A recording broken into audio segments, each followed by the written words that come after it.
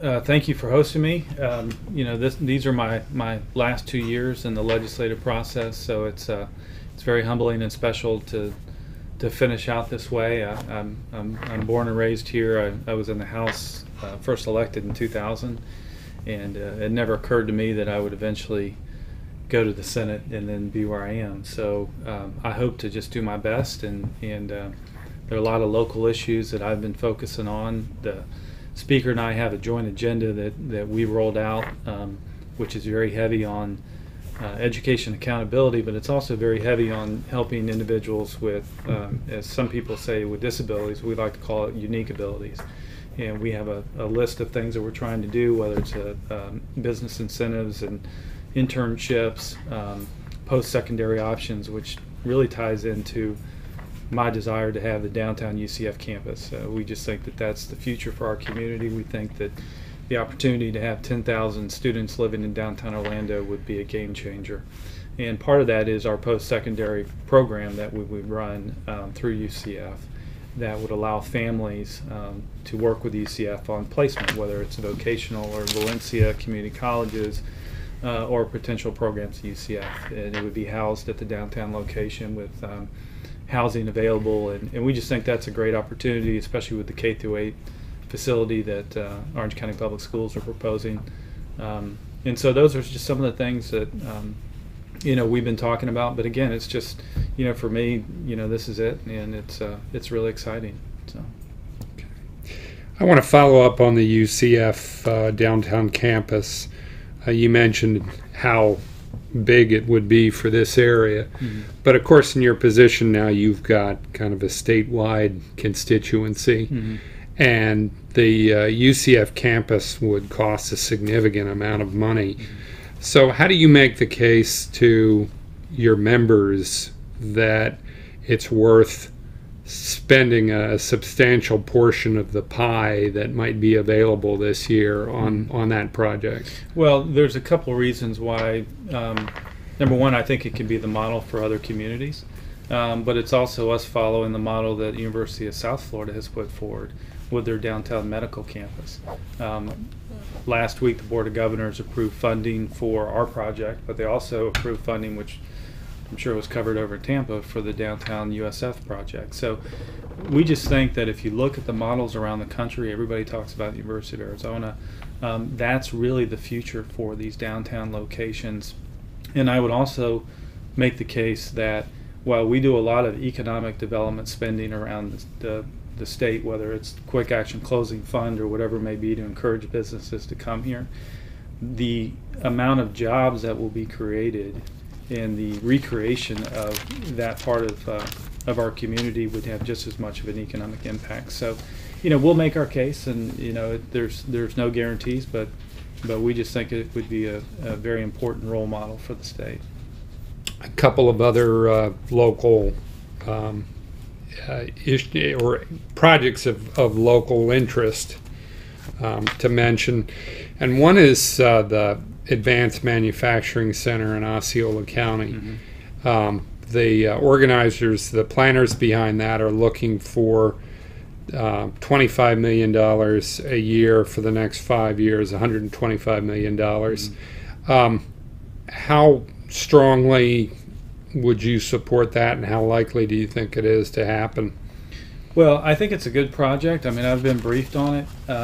What we have encouraged them is to look at it more through the Department of Economic Opportunity and look at it look at it from that respect. That one, I think that one is a little bit deeper and more involved than just a PICO allocation through UCF. And so the partnerships are different. The international partners that are coming in, we think that they could make a pretty good, strong case for something through Senator Latvallis Committee, the TED Committee, for those monies. There's even been talk about, instead of just a $25 million allocation for 5 years, is that you set up a grant process where communities can compete for that money, and that Osceola County and UCF and these partners could come in and compete for it. We think that the more people that are interested in that, you probably end up getting a better bang for your buck. But we'll kind of wait and see how that one starts to bubble through the legislative process.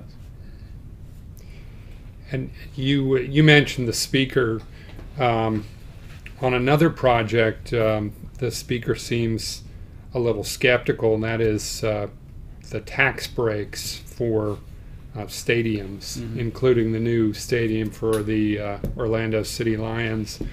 How hard are you going to push for them to receive that tax break? The Senate position is that money has already been appropriated by the legislature. It was appropriated last year. We set up a process. I think it's important to remember, prior to me being chair of the committee that oversaw all that, these tax rebates were just people come to Tallahassee, make a case, whether it was the Marlins or the Rays. I mean, every month we send out checks to these different facilities presently under past laws. But we wanted a process. We wanted an application. We wanted DEO to review that. And so for us last week, the LBC, our position was this is just releasing the funds that the legislature has already appropriated. Those monies are still going to be there. There'll be a discussion, I'm sure, this session about the release of those funds, but we think they should be released. Now, I'm sure you're aware of the Florida Division of Americans for Prosperity making a big issue of this, as well as the film incentives. How strong an influence are they having in Tallahassee on your members and from what you're aware on members in the House? Well, I can't speak for the House. AFP, I think, is the name for Americans for Prosperity. They've been around for years. I mean, they were in opposition to some of this stuff last year, and what I encourage every member, House or Senate, is you just have to do what you believe is the right thing to do. And I think you and I have talked a little bit about being able to really understand and track any incentive that we do. And while people want to focus on rebates to the city of Orlando for helping build a stadium, we want to know all the economic opportunity money that's going out the door, and is it being used appropriately, and do you have clawback provisions? The stadium bill, which I think is so interesting, and it passed, 93 members of the House voted for that last year, over 30 in the Senate. There's clawback provisions in there, which none of the other rebate deals had. And but listen, there's always going to be opposition, but regardless of the groups, and I don't focus on it. I mean, you just have to, at the end of the day, do what you think is the right thing to do. Well, if we had to boil down their opposition to a bumper sticker, it's that these tax incentives are tax breaks for billionaire sports owners with millionaire players. Do you think that's fair? If you look at, let's just look at the one that we talk about all the time here. The city of Orlando owns that property, and the city of Orlando will own that stadium. And the legislation says that if the team, which is not receiving the funds, leaves, that the money's actually owed back to the taxpayer. So, some of these other projects, I guess the one thing I would argue is, okay, if that's bad, then all of the stadium deals that are presently in statute that are receiving a check every month, and let's repeal them. And as far as I recall, that has not been called for. Well, let's move on to another subject. Talk a little bit about healthcare. Would you support the business community's free market approach to expanding health coverage here in Florida? Yeah, next week, our healthcare policy committee is actually taking up that proposal, and we're workshopping that. We think that it's important that we have a significant dialogue about that proposal and about Medicaid expansion as a whole. And there's a couple of reasons for that. Number one, there's the low income pool, LIP, which the federal government has, at least right now, indicated two different things. One is you can't do that anymore. That's over $1 billion. And then it's, well, we may allow you to do it, but it may be modified. So our approach in the Senate is you ought to put everything on the table. You ought to be reviewing everything. You ought to be reviewing Medicaid expansion. The Healthy Family Works, I think Florida Family Works, or whatever the name of that is, as well as what are your alternatives if LIP goes away. It's a significant hit. So I think in the Senate you'll see us take a very proactive role in reviewing that. Why would the legislature reject funding for health coverage expansion but beg for federal dollars to maintain a program that doesn't include work requirements or copays? Well, listen, I can only speak for the Senate. I think it's important to know the last 2 years the Senate has pushed forward a Medicaid expansion proposal, and our position hadn't changed. I think what happened in Indiana when they got their waiver that allowed for some of that premium, allow for charging for the product, but also job placement and different things like that.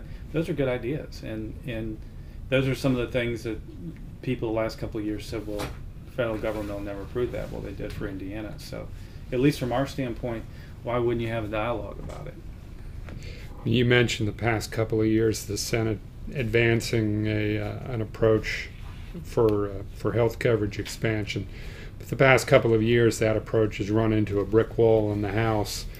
What's to prevent, if you come out again and do the same thing, what's to prevent the same thing from happening and the plan from dying? Nothing. Yeah. I mean, listen, all I can do as Senate President is encourage my members to go in a direction that I believe is the right way to go. And certainly if you get into budget negotiations, the LIP negotiations between the governor's office and CMS could be a pressure point. Mm-hmm. But we just don't know yet. It's those types of things. Unfortunately, in a 60-day session, the budget really starts to heat up about the last 2 weeks, and so maybe there's a pressure point there. But at least from our standpoint, we're ready for the dialogue. So. What would the involvement? How could the involvement of Governor Scott in this change the calculus? Well, listen, any governor weighing in heavy on anything is going to have a significant impact, and the governor's office is leading the negotiations with CMS on the LIP pool. Federal government, CMS could come back and say it's a modified LIP pool, but you have to pass Medicaid expansion. We just don't know yet, and like I said, we've sort of gotten some mixed signals on the issue from the federal government. But that's where the governor will have to play a very important role. Right now the governor's budget includes LIP, and how that fits into not knowing if it's going to be there or not. I mean, it's a significant amount of money. Last year was a particularly bad year for the Department of Children and Families. Are you satisfied with the current performance of DCF? Well, the case down in Tampa has caused a lot of concern for us, and there's been a lot of discussion about the 2 phone calls that were made to the hotline that were not acted on before that little girl was thrown off that bridge. That is a concern. What I've asked my committees and my chairman is, we want to review that, but let's go deeper. If you read that case, there were red flags well earlier than those 2 phone calls. And Senator Garcia out of Miami has started. They have already done 1 workshop on mental health funding as a whole, just to look at what we do and do we do it right. But it's beyond. It's not just that. It's not just DCF, but you really have to kind of look at the courts. You have to look at everything and just say, how did we miss this? And so, are there some concerns about DCF? Yeah, but we don't want to put all the blame on DCF. I think, unfortunately, in that particular case, it's across the board, and we're going to take a look at it. You mentioned mental health, and I've read that you think that there should be a review of mental health policies. Isn't a review at this point, won't that amount to at least a delay for another year and any kind of significant policy changes? My preference would be that we do it now. We obviously want to get it right. In the workshop, we had the supporters of the Central Receiving Center, the CRC, out of Orange County, at my request, come up and talk about that, because we think that was a good model that's been recognized around the country. Things like that could be very easily implemented. A couple of other proposals. Sheriff Ivey out of Brevard County has come forward with they are training officers, specific groups of officers, to handle mental health crisis issues. That they're the first responders. They're the ones that come in. And the example they give, if the training is not there, you go to a home, an individual is clearly may have some personal issues, something's going on.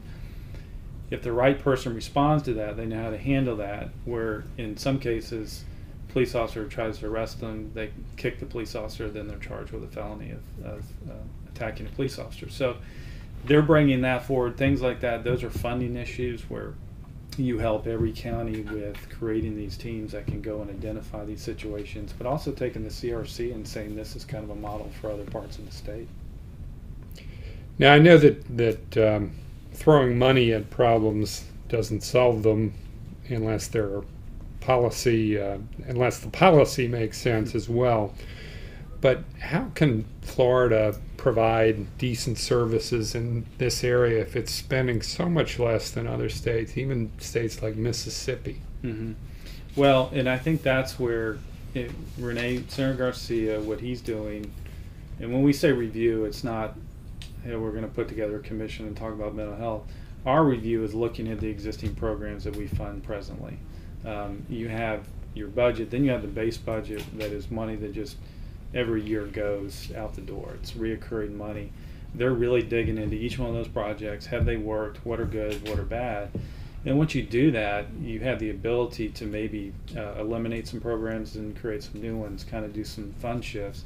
But we'll leave that to Senator Garcia with his recommendations as the appropriations chair on that. But there's no doubt that there will come a point where you have to look at the underlying financial support that we're putting into mental health. Do you have a sense before Senator Garcia's report is complete of what programs just historically have been done the job? I don't. I haven't had I think it's my style as Senate President is, we put the right people hopefully in the right places, and you give some guidance, but they're the ones that will give those recommendations at the end of the day, and we just haven't seen that yet. Let's move on, I guess, to education. Would you support a moratorium on the consequences from the new round of standardized testing that's going into place? We are pretty close to doing that. We've got a bill, it's a bipartisan bill that's been workshopped. I think we're actually voting it hopefully out of committee next week. Is this Senator Leggs' bill? Yeah, it's Senator Leggs, it's Senator Gates, Senator Mofford out of North Florida, Democrat. And a lot of what we're looking at, we deal with the end of course exam issue, which is one that we've heard a lot about. Also, teacher evaluation, what percentage of the test is included in the evaluation? We changed that. Mm-hmm. But we're very open to all of those.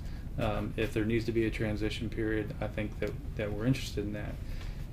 At least from when I've talked to the senators and they'll make the final recommendation, is there doesn't appear to be a desire to walk away from that accountability long term. Now, if there needs to be transition, then I think certainly that would be on the table. But the good thing about the team that I've asked to kind of work on this is they all have education backgrounds. President Gates was a former superintendent. Bill Montford was a principal, and I feel pretty confident they'll come up with a good plan for us. What's your sense on the revolt that has erupted over the past few months about the abundance of testing in schools? Do you think we do need to pull back here in Florida on that? I think we probably could. I mean, I think that's when we made the committee assignments back in December. I had asked Senator Legg, let's take a serious look at this. Some of it is defining what a high stakes test is preparation for the standard test. Is that okay? What local tests are available? I mean, it's really just kind of getting that underlying, okay, what's acceptable and what isn't. But I think you have some people that are advocating that we just walk away from the accountability altogether and the testing, and I get the sense the legislature is not to that point, but we have an obligation to look at this. And the good thing about our proposal, it's bipartisan. We're working with the unions, we're working with parents, the Senate's taking it very seriously. What other changes, if need be, should be made to public school policies? I haven't seen any of the other bills that have been filed. Obviously, the testing issue has probably been taking up the most time. Sure. One issue that we have worked on, it's actually part of our joint program, is our personal learning savings account. The speaker and I both have been big supporters of that, and that's within the education world, and it's really empowering the parents if they have a child with a unique ability to help pay for speech therapy, occupational therapy, potential tuition reimbursement. Just to give you an idea, we created that program last year, and there were slots for any number. Over 5,000 families applied, so there's a waiting list. So part of what we're proposing is actually to expand that. So in that respects, you're going to see that. The other piece of the education, and this would tie into K through 12, part of our proposal is for post-secondary options for individuals with unique abilities. Unfortunately, what happens right now is a lot of these kids used to be put on a special diploma track, which we eliminated the special diploma last year. Now they have to be put on an actual education track that they can use it. But the reality is many of these children, when they turn 21 or 22 and they age out of the system, they don't have any options. They've gone to school, they've watched their friends go on to FSU or University of Florida, and they sit at home.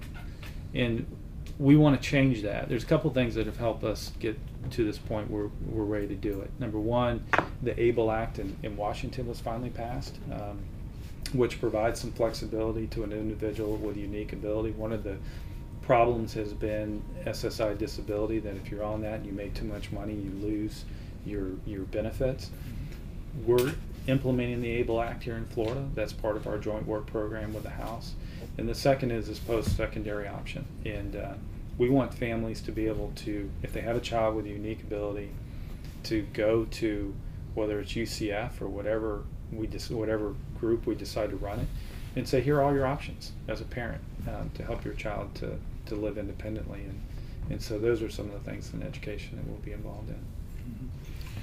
Coincidentally, I had an IEP meeting this morning about my own son, so Yeah. I hope that you get some of that taken care of. Well, you mentioned IEP, and we started this 3 years ago, and one of the first things, this is relevant to you, the first thing we did is we changed the IEP to empower the parent. We heard stories of families come up saying, my child was put on a special diploma track and nobody told me. One mother came forward and said she didn't realize it until she went to the high school graduation when she found out her daughter had gotten a special diploma. And so the IEP now, you have to sign off on that IEP that you 100% agree that that's the best thing for your child. We changed that to make that happen because it ties into all these other things that we're trying to do, is to really make it more inclusive. The other thing that we changed, which I think is very important, nobody's ever had a definition of what inclusion is for an individual with a unique ability. The state of Florida did that, and school districts had different views. Some said, well, inclusion's to bring the child in for art and then you take them back to the special room. And essentially we said, no, you've got to include them. We want inclusion, and it's all part of a vision we have for the state long term. You mentioned working with the unions on tweaks to the testing system. Of course, the unions have gone to war with you guys over what they call vouchers, the scholarships. Mm-hmm. Do you have any second thoughts about what the legislature did last year and expanding eligibility for them, or do you see any prospect of cutting that back in the session coming up? Well, I haven't seen any of the bills that have been filed, so it's hard to know if anything's coming forward. Tax credit, or whether it's the personal learning savings account that we're talking about, my general view is empowering the parent to make those decisions for what's best for their child, whether it's public, private, homeschool, using the tax credit. There's a lot of focus on the potential expansion of what we did last year, which was a very small piece. The reality is, if you really look at that bill in its totality, there was more accountability in that. There was more controls. There was auditing involved. And that's actually been our discussion with some of the leaders in the union. Say, if you have a problem with the underlying issue, that's fine, But that bill, it was Senate Bill 850, had my scholarship stuff in it. That was actually a pretty good bill because it had some of those accountability measures that everybody's been talking about for a while. So, we'll see. It's that, not going to talk about pending legislation, but we'll just kind of have to wait and see what the courts rule on it. Last night, as I mentioned, I got the memo from that Katie shared with me, your staff person, on Amendment 1 and everything that the Senate is doing to. I'm not familiar with Amendment 1. Is that new? But I think I counted up at least a half dozen different bills that you all are running to implement this. And I noticed that probably the longest section in the memo that I looked at related to springs. What can people in Central Florida look forward to who care about the issue of springs restoration, look forward from the Senate's approach? Yeah, if we could talk about the foundation of all those bills. Yeah. So when Amendment 1 passed, you have the dock stamp money that is over $2 billion something, and it's all distributed for various reasons. Most of that's by statute. It goes to different places. Once you decide 33% now needs to go to the Land Acquisition Trust Fund, you have to redesign that entire statute. So Senator Charlie Dean, who's been the leader on the actual structure of the Land Acquisition Trust Fund, he's the one that has 7 or 8 bills that are just purely the foundation. It doesn't make a decision, the policy decision on how much money or where it's going to go, but you have to have that. And one of the driving forces for the Senate in Amendment 1 is to ensure that there's transparency, that you're not commingling funds, so that the voters that supported Amendment 1 know very clearly where, at the end of 20 years, where every nickel went. For us, that's very important. On the springs piece, and then you have, which is essentially the water policy, some of that may be able to be paid for by Amendment 1, some of it may not. Some of it may just be general revenue. Our overall environmental spend for the state is over $3 billion. Amendment 1 is but the 33% is going to be about $750 million. So while people will try to associate them to each other, there may be some overlap, but they're various things. But to your point on springs, for the Senate, and specifically Chairman Simmons, who's my rules chair out of our community, he's part of our negotiating team on water. Springs are very important. I mean, we've all dealt with the septic tank issue on the Wakava, and I know that that's something he's very interested in. And for me, again, it's a member-driven process, and members will come up with their best proposals. But I've also said, at least on making decisions on springs and septic tanks, I really want it to be science-based. So many times our water projects are based on, city of such and such comes up and they need, stormwater runoff funds. I would much rather all our water policy start being based on science as opposed to, who's just in the chair at the time. So, can you rule out using Amendment 1 funds for things like local water and sewer repairs, which I don't think what voters had in mind when they voted for Amendment 1. I think if there is one area that most members have struggled to try to say that's an allowable use is those local issues. Now, having said that, the little asterisk I would put next to that, if it is a problem, if it's a runoff into a protected spring and it's scientifically been proven that if you stop this will help, then I think that would be an allowable use. But what we don't want a cost shift, which can tend to happen, that people will think, well, here's this large pot of money, we don't have to do this anymore, we'll just have the state do it through Amendment 1. I just don't think the legislature is prepared to go there on that. Okay. Now, I understand what you said about redesigning based on this constitutional directive you now have that you didn't have before on spending a portion of the dock stamp taxes.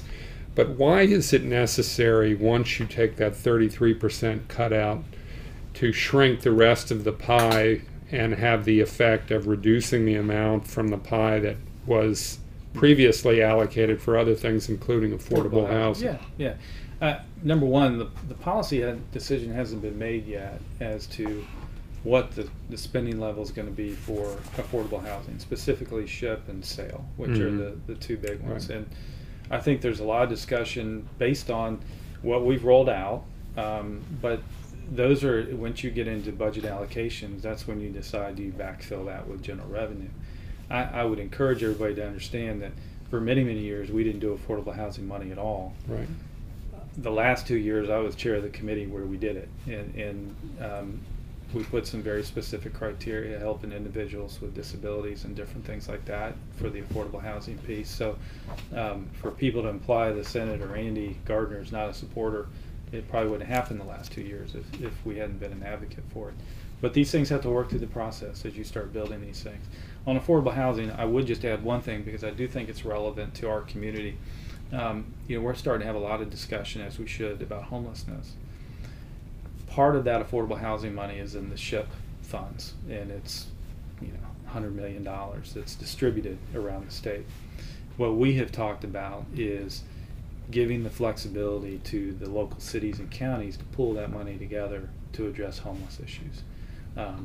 We're kind of studying that right now to see if that's a good move, but SHIP money last year for City of Orlando was probably $350,000. There's really no oversight of that. They may be doing it awesome. They may be doing wonderful things with that money, but if you could maybe have an agreement between all the cities that receive SHIP as well as surrounding counties and pull that money together to address some homeless issues, I think that's something that we would be interested in. But again, it's these types of things are just going to have to work through the process to figure out what would work. Would that, what you just described there, would that money be available with strings attached? Would you have these communities maybe adopt a particular strategy for addressing homelessness that has proven effective, such as what Orlando is trying here? Yeah, it's a 30,000 foot idea. I mean, I think Senator Latvala, who's chair of the committee that I chaired the last 2 years that will oversee this budget, he's looking at it. He actually, and what's great about Senator Latvala and why he's in a perfect spot, especially on the homeless piece, is when I was chair of the committee, it was Senator Latvala came to me and asked for a portion of affordable housing money to be set aside for homelessness. Mm-hmm. And we set aside, it was either $5 or $10 million that could be used as a grant program for a City of Orlando or somebody to come and say, here's what we're doing that's unique. And so I think he's an advocate, but again, we just kind of let the chairs kind of work through that, and he may come back and say, Andy, you can't do it, or they can already do it and they don't want to do it. We just don't know yet. Before we get back to our specific questions, just kind of a general question about your philosophy of leadership. It sounds to me like you're inclined, you're not necessarily approaching this as top down. You're inclined to give a little leeway to your committee chairs to work through some of these issues, and then without telling them where you want them to end up. Mm-hmm. Yeah. And when I started this journey, and I think hopefully my career has proven that I'm a big believer in servant leadership and empowering others. The chairs have total flexibility to set their agenda, to hear the bills that they want to hear. We're not going to dictate any of that. If you look at the Senate, I appointed 4 Democrats chairs of committees. We look in the Senate as this is a bipartisan effort where we should all be working together. 90% of the bills that pass the Senate will pass unanimously, and we should respect that. But I can see scenarios where there may be a bill that comes to the Senate floor that I will personally vote against because I may not agree with it. But if that's the will of the Senate, then it's my job as Senate President to respect the will of the majority. So, yeah, that's just my general view about it. And the other good thing about the Senate, the talent and the experience in the Senate, Republican and Democrat, is really impressive across the board. And I want to respect that and I want to use that. So that's kind of how I look at things. Who can you think of anyone that you've served with, or any previous legislator that you've become aware of that you would model your leadership after? Probably the, you take a little bit from every presiding officer you've worked for or worked with. And while I did not serve when he was Speaker, Dan Webster is one that, he really talked a lot about taking the pyramid of power and just crushing it and empowering. And I'm a believer in that.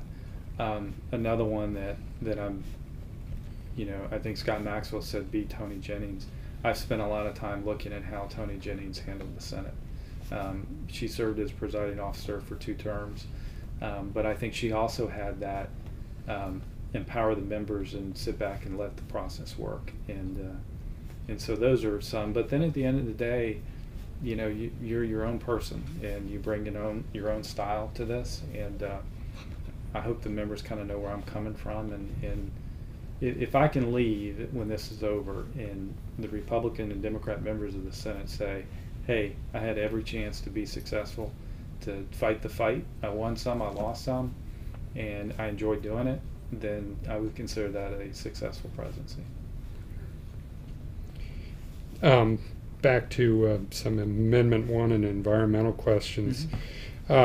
We spoke earlier today with some representatives of the Everglades Foundation who feel very strongly about not missing the opportunity to buy the land south of Lake Okeechobee before the option to do that expires later this year. Is that something you'd be inclined to support? Yeah, I know the Speaker, the Speaker has taken a position on that. I have not. I just, to me, that will be up to my chairs to make a recommendation based on their overall water policy. I'm not a real estate agent, so I don't know if it's the right thing to do or not. We'll look to David Simmons, Charlie Dean, and Wilton Simpson, the 3 senators that have been directly involved in this, and see what their recommendation is. You want to ask the last Amendment 1 question on our list, or move on? Let's move on. Okay. This is rapid fire, man. I don't think we're going to have to come back, ever. Well, let's talk a little bit about gambling. With the blackjack portion of the state's compact with the Seminole tribe scheduled to expire in July, do you want Governor Scott to extend it, revise it, or let it lapse? Yeah, my comments have probably been well publicized in that we're not losing sleep over it either way. And let me tell you why. It's not that we wouldn't like to have some type of an agreement. The problem is there's so many strings attached to any agreement. If it were just a discussion about, hey, these 2-card games or 3-card games extension, that's not what's being discussed or floated. It's we want to expand more. We want more games. We want more exclusivity. And then you get into the other pari-mutuels that are fighting, well, if you do something for them, then you need to cut our taxes because we're struggling. So it's not as simple as saying, well, let's just renew that, because then you get into a vote count issue with your members and those of us that are anti-gaming. I mean, I've said that if the gambling bill is able to make it through the Senate, we'll hear it, and it'll, whatever happens, and there's a good chance I'll vote against it. So there's a lot of moving parts on, and that's where at some point you just say, can you even get anything done? Because there's just so many pieces to it. But we're certainly interested in, we feel as though the first thing in any discussion on compact is an agreement as to, okay, you have these games, you've had them for 5 years, talk extension just on that, not anything else, and keep it separate. And that may happen.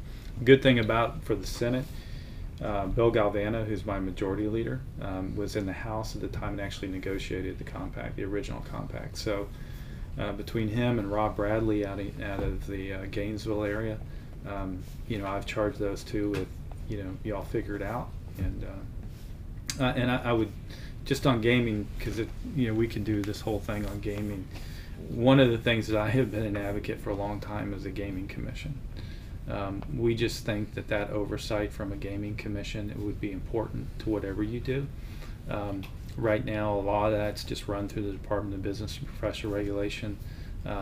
If you had an actual a commission that had to answer through public hearings and various things like that, we just think it'd be a lot more open, because some of it's just based on interpretations by the department. If you had a commission, they could you give them oversight, you give them ability to bring people in. I mean, there's a whole lot of things that you could do with the commission. So what the ultimate decision is on gaming, it's just such a huge lift all the way around. But if we did anything, hopefully gaming commission would be a part of that. Have you taken a temperature check on that idea? Last year we have floated it for a couple of years. I think there are some that aren't thrilled about it.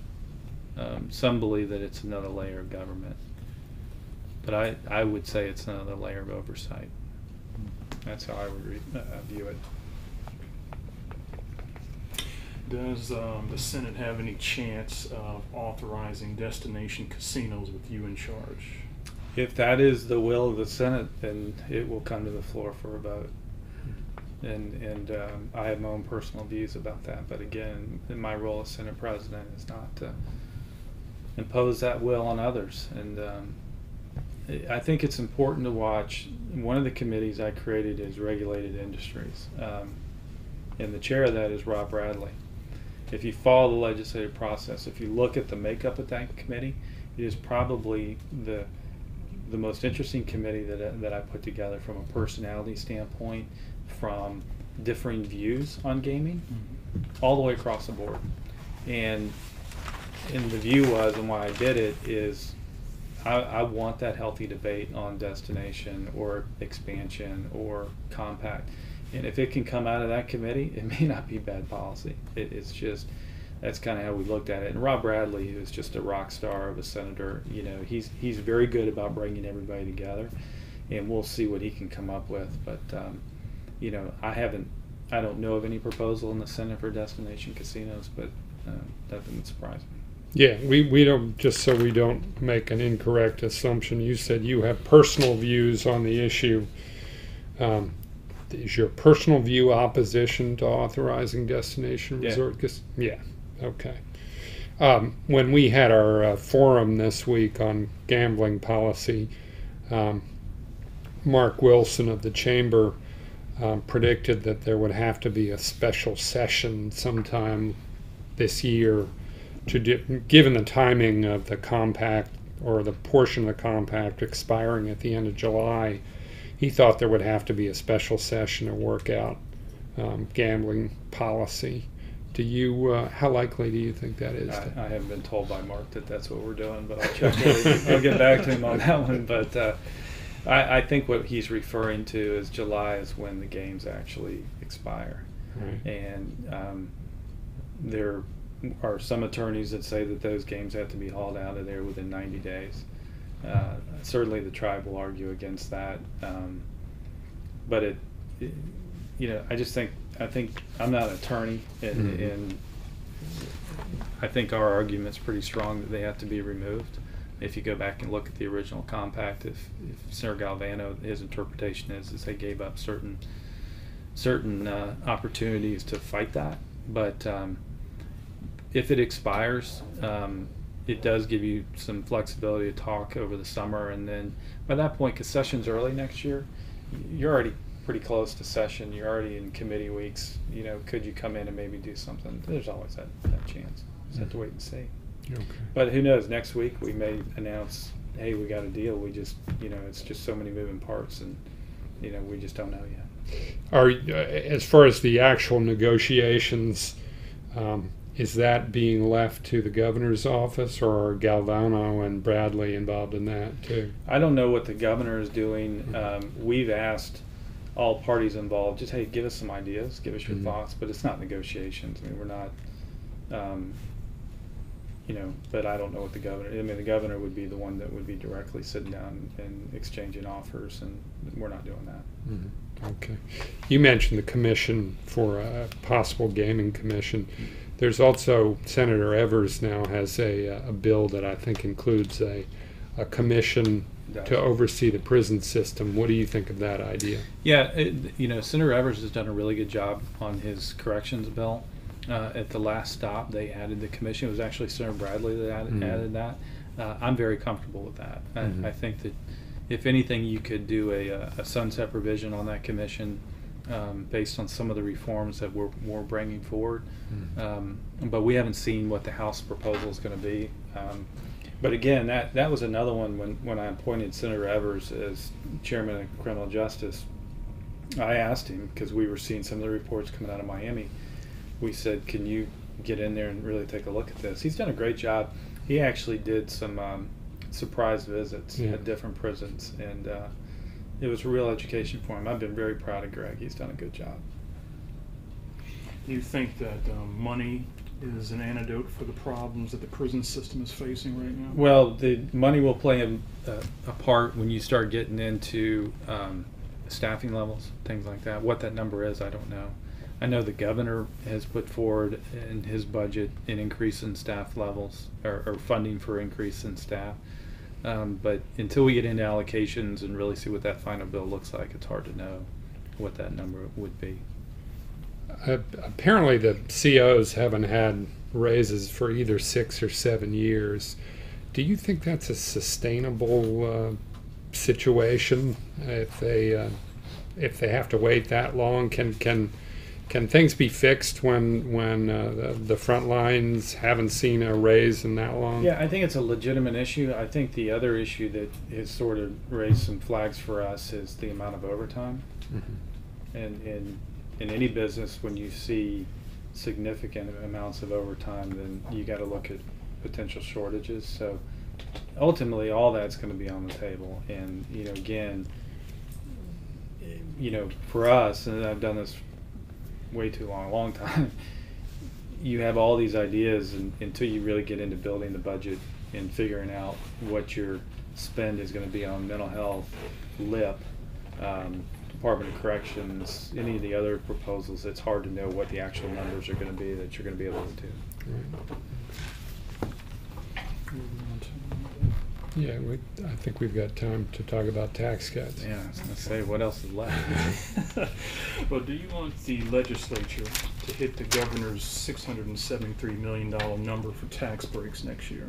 The legislative approach that we are taking, and it's part of our joint agenda with Speaker Crisafulli, is that we both feel very strongly we should do tax cuts.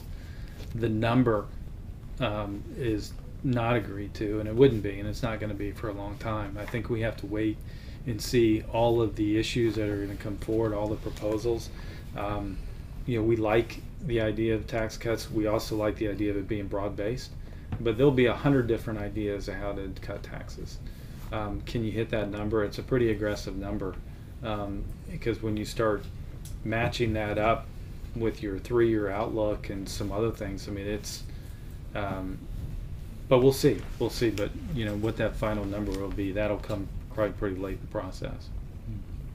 We keep getting letters from people we've gotten several letters from people who have said, why should we be excited about $43 a year in communications tax cuts? Can't the legislature do better than that? Well, you can always do better, but it's a significant number. The governor's proposal for CST reduction was, I think, $430 million, give or take. Yeah. And if you say, hey, we're going to eliminate the whole thing, that's over $1 billion something. So I think the way we'll look at it, we'll have a lot of proposals that will eventually get to our appropriations chairman, Tom Lee, and then he will work with Republicans and Democrats on the appropriations committee and build a tax package that may include CST or may not. We just don't know yet. Like I said, there'll be no shortage of ideas of what people think the